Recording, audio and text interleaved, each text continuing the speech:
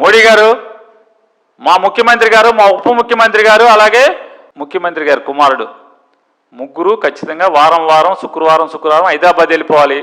వాళ్ళ ముగ్గురు స్పెషల్ ఫ్లైట్లో వెళ్తున్నారు. వాళ్ళ ముగ్గురిని ఒక కారు వేసుకుని హైదరాబాద్ వెళ్ళమని చెప్పండి.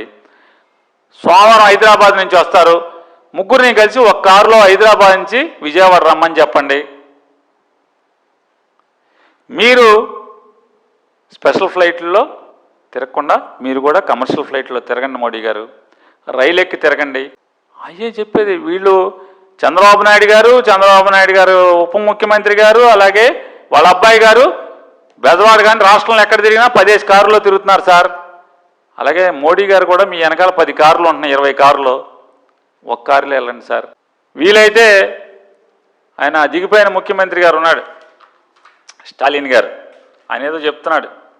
సార్ మీరు భయపడ్డారు సార్, ట్రంప్ గారికి భయపడ్డారు సార్, ట్రంప్ గారికి భయపడి పుతిన్ గారి దగ్గర ఆయిల్ కొనట్లేదు సార్, అక్కడ కొనండి సార్, ఈ బాధలు ఉండవు సార్, మనందరం కారు వేసి తిరగచ్చు, బస్సు ఎక్కి తిరగక్కర్లేదు, నలుగురు ఎదురు కలిసి ఒక కారులో వెళ్ళక్కర్లేదు సార్ అనేమో స్టాలిన్ గారు చెప్తున్నాడు. ఒకవేళ అది నిజమైతే ఒకసారి ఆలోచించమని మోడీ గారిని కూడా రిక్వెస్ట్ చేస్తాను.